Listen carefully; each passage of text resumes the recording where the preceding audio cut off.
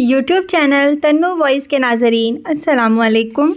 ناظرین، ملک شام کا رہنے والا ایک یہودی جو مکہ مکرمہ سے کچھ فاصلے پر رہتا تھا، جس کا نام ایس بتایا جاتا ہے، جب اس کو معلوم ہوا کہ نبی پاک صلی اللہ علیہ وآلہ وسلم کی آمد ہونے والی ہے، تو اس نے تمام کے تمام مکے والوں کو اعلان کرنا شروع کر دیا کہ محمد مصطفیٰ صلی اللہ علیہ وآلہ وسلم دنیا میں تشریف لانے والے ہیں۔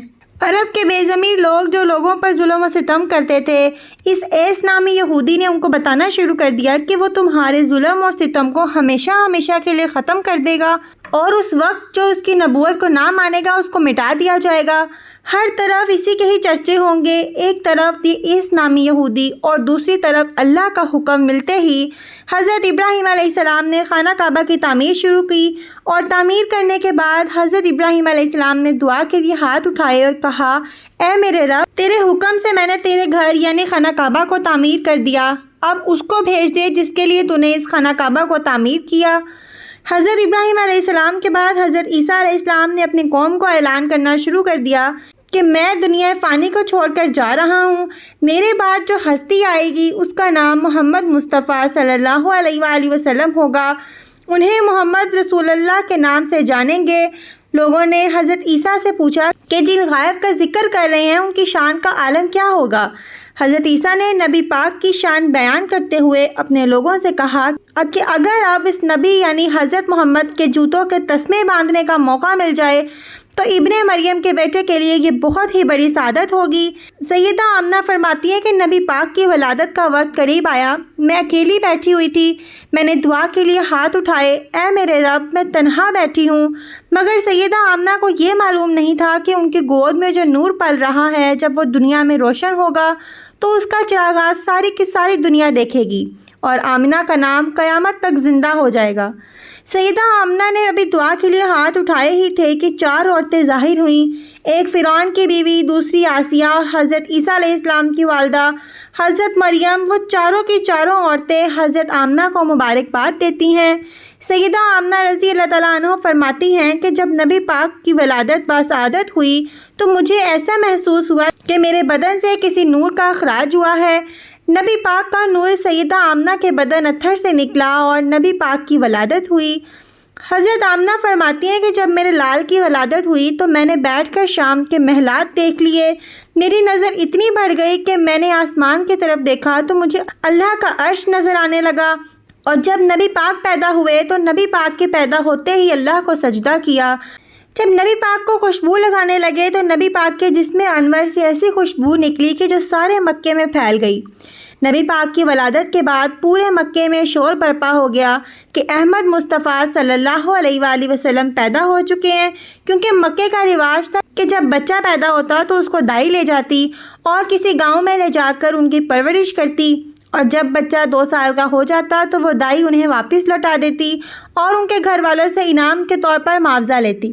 جب نبی پاک صلی اللہ علیہ وآلہ وسلم کو گود لینے کا وقت قریب آیا تو مکے کی طرح طرح کی دائیاں نبی پاک کو دیکھنے کے لیے پہنچیں، مگر ودوع کے چہرے والوں نے ان کو دیکھنا ناپسند کیا، اور جب حضرت دائی حلیمہ نبی پاک کو گود لینے کے لیے پہنچی تو جیسے ہی انہوں نے نبی پاک کو دیکھا تو نبی پاک انہیں دیکھ کر مسکرانے لگے۔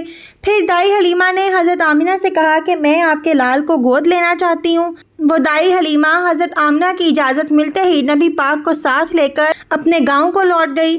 جب نبی پاک دائی حلیمہ کے گھر پہنچے تو اللہ کی رحمتوں کا نزول دائی حلیمہ کے گھر میں ہونا شروع ہو گیا۔ دائی حلیمہ کی بکریاں جو دودھ سکھا چکی تھیں، جیسے ہی نبی پاک کی آمد ہوئی تو ان کی بکریوں میں اتنی برکت ہو گئی کہ ان کے تھان 2 سے بھر گئے۔ قبیلے والوں نے حضرت دائی حلیمہ سے آ کر پوچھا کہ اے حلیمہ، تو اپنی بکریوں کو کیا کھلاتی ہے؟ دائی حلیمہ فرمانے لگی کہ جب سے یہ بچہ میرے گھر میں آیا ہے اللہ کی رحمتوں کا نزول ہوا ہے۔ حضرت دائی حلیمہ فرماتی ہیں کہ جب تک نبی پاک میرے گھر میں رہے میں نے کبھی بھی رات کو دیا نہیں جلایا تھا۔ آمنہ کے لال کے چہرے سے ایسی نور کی روشنیاں نکلتی تھیں کہ پورے گھر میں جگمگا جاتی تھیں، اور یوں آہستہ آہستہ دائی حلیمہ کے گھر نبی پاک کی زندگی گزرتی رہی۔ جب نبی پاک 2 سال کے ہو گئے تو دائی حلیمہ نبی پاک کو اٹھا کر وعدے کے مطابق سیدہ آمنہ کے گھر لے گئیں اور جا کر کہا کہ ہم آپ کے بیٹے کو 1 سال کا اور عرصہ اپنے پاس رکھنا چاہتے ہیں۔ سیدہ آمنہ سے بار بار گزارش کرنے کے بعد سیدہ آمنہ مان گئیں اور دائی حلیمہ ایک بار پھر نبی پاک کو لے کر اپنے گاؤں لوٹ گئیں۔ نبی پاک نے آہستہ آہستہ بولنا شروع کر دیا۔ ایک دن نبی پاک دائی حلیمہ سے کہتے ہیں کہ میرا رضائی بھائی عبداللہ اور میری رضائی بہن شیمہ پورا دن کہاں جاتے ہیں؟ انہوں نے فرمایا کہ وہ پورا دن بکریاں چراتے ہیں۔ نبی پاک نے کہا میں بھی اگلے دن ان کے ساتھ بکریاں چرانے کے لیے جاؤں گا۔ اگلے دن نبی پاک اپنی رضائی بہن شیمہ کے ساتھ بکریاں چرانے کے لیے جنگل کی طرف نکلے۔ واپسی پر گھبراہٹ کے عالم میں شیمہ کے چہرے پر پریشانی کے آثار تھے اور آ کر دائی حلیمہ سے کہا کہ اس چھوٹے سے بچے کو پتہ نہیں کون اٹھا کر لے گیا ہے۔ ان کو اٹھانے والے حضرت میکائیل علیہ السلام اور حضرت جبرائیل علیہ السلام تھے۔ انہوں نے نبی پاک کے سینے مبارک کو چاک کیا اور سینے کو چاک کر کے اللہ کے حکم کے مطابق ان کے سینے میں نور انور داخل فرما دیا۔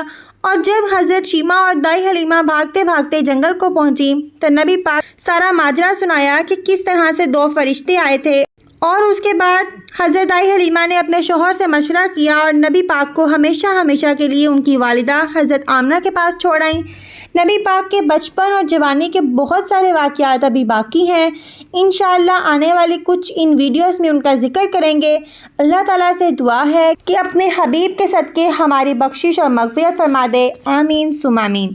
امید کرتے ہیں کہ آپ کو آج کی ویڈیو اچھی لگی ہوگی۔ ویڈیو اچھی لگے تو اس کو ضرور لائک کیجیے گا اور ہمارے چینل تنو وائس کو سبسکرائب کر دیں۔ ساتھ لگے بیل آئیکن پر بھی کلک کر دیں تاکہ فیوچر میں آنے والی تمام نئی ویڈیوز کی نوٹیفیکیشنز آپ کو بر وقت ملتے رہیں۔ اللہ حافظ۔